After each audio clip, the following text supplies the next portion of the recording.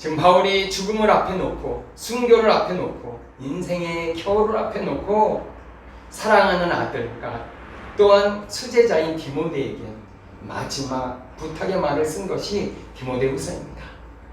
그 디모데후서 4장 9절에 처음에 무엇이라고 말씀하고 있습니까? 너는 어서 속히 내게로 오라 라고 부탁하고 있어요. 인생은 만날 때가 있고 헤어질 때가 있다는 것이죠. 떠날 때가 있다는 것이죠.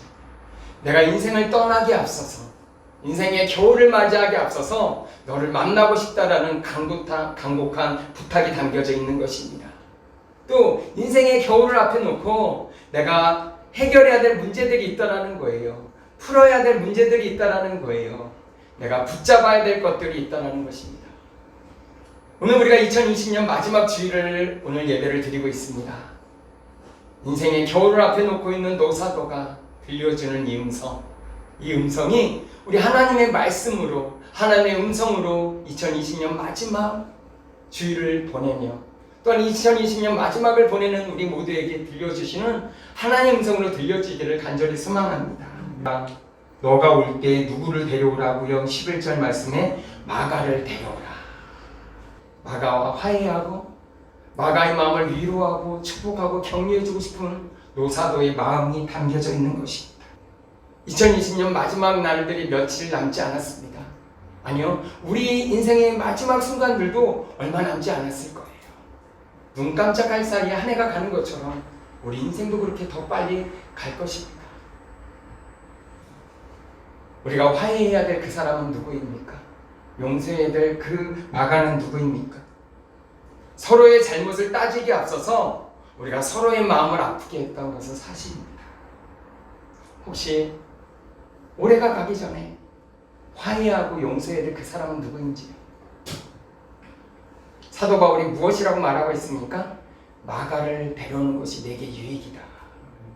여러분, 2020년을 다 가기 전에 올해 2020년 마지막 주일을 보내면서 마가를 만날 수 있는 은혜가 우리에게 있기를 원합니다. 마음에서 만나고 용서하고 화해하는 은혜가 우리 안에 있기를 소망합니다. 용서하지 않으면 가장 큰 형벌을 받는 사람이 누구일까요? 바로 내 자신인 것이죠. 용서하지 않고 살아가는 것은 내가 독약을 먹고서 상대방이 죽기를 바라는 것과 같다고요. 용서하지 않고 살아가는 것, 화해하지 않고 살아가는 것, 가장 큰 피해자는 누구입니까? 바로 나 자신인 것이죠. 영적으로 얽매이는 것이지요. 그렇기 때문에 성경은 말씀하고 있어요. 용서해주렴?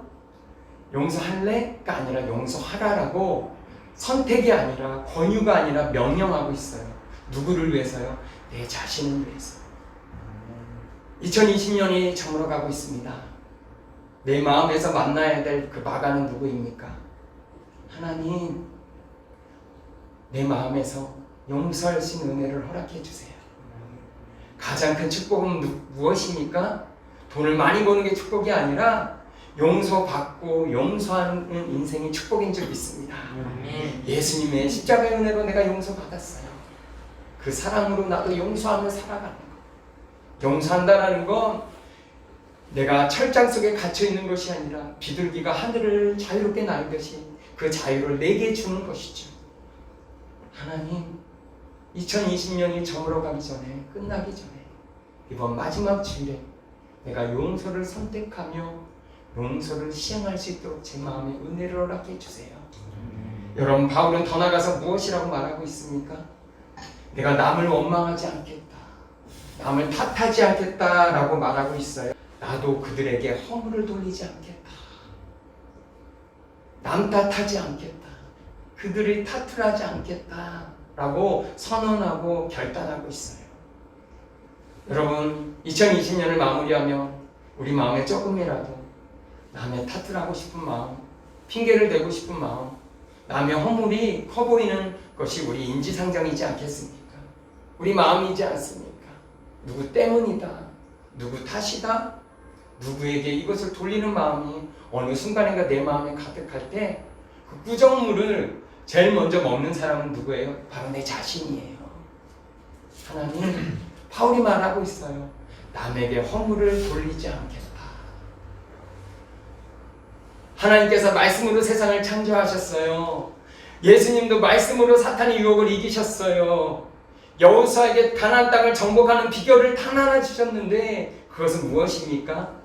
마음을 강하게 하고 담대히 하는데 그 말씀을 붙들고 주야로 묵상하는 것이 너가 석세스풀 성공하는 비결이고 형통의 비결이라고 말씀하고 있어요. 시편 1편에 복 있는 사람의 비결이 무엇입니까? 시절을 쫓아 과실을 맺는 비결은 무엇입니까? 말씀을 주야로 묵상하는 자다. 우리가 성경 필사를 준비했어요. 보시면 이 제목이 서바이벌입니다. 서바이벌이 원래 무슨 뜻이에요? 생존이란 뜻이에요. 그런데 어떻게 우리가 생존할 수 있어요? 바이블을 쓸 때 생존할 수 있다는 거예요. 서바이벌이 생존인데 말씀을 쓸 때 우리가 생존할 수 있어요. 여러분 쓰는 것은 더 의미가 있어요. 필사는 왜 그렇습니까? 제가 찾아보니까 성경을 필사할 때 더 깊이 말씀을 묵상할 수 있다는 거예요. 한 절 할수록 이 소가 되새김질하듯이 말씀을 쓸 때 더 깊이 묵상하고 더 깊이 어떤 말씀을 암송할 수 있게 된다는 거예요. 말씀을 쓸 때 성경 통독 5번 이상 하는 효과가 있다는 거예요. 잠언이 날마다 한 장씩 읽고 묵상하는 거예요. 그럴 때 내 삶에 길이 보일 줄로 믿습니다. 새로운 지혜가 생길 거예요. 새로운 지식을 주실 거예요. 맡긴 것도 열어줄 수 있는 은혜를 경험하게 될 거예요. 그 은혜가 우리에게 있기를 소망합니다. 노사도는 지금 마지막 순간을 앞에 놓고 있습니다. 우리 인생도 마지막이 올 것입니다. 우리 2020년 마지막 주일 예배를 드리고 있어요. 봉사도요, 교회 봉사도 영원히 할 수 있는 것이 아니에요. 봉사할 수 있는 것도 기회가 있는 것입니다. 시간이 지나가면, 기회가 지나가면 없는 것이죠. 하나님, 내게 봉사할 수 있는 기회가 주실 때 봉사에 헌신할 수 있도록 그 기회를 잡는 저와 여러분 됐으면 좋겠습니다. 믿음도 마찬가지예요. 영원히 믿음을 가질 수 있는 게 아니에요. 믿음을 주시는, 은혜를 주실 때 믿음을 갖는 거예요. 하나님, 믿음의 기회를 갖게 해주세요. 기도의 기회도 영원히 기도할 수 있는 것이 아니에요. 기도의 기회를 주실 때 기도하는 것이죠. 대한민국 안심하라. 늘 푸른 교회가 기도하고 있다. 우리가 대한민국의 기도를 책임져야 되지 않겠습니까?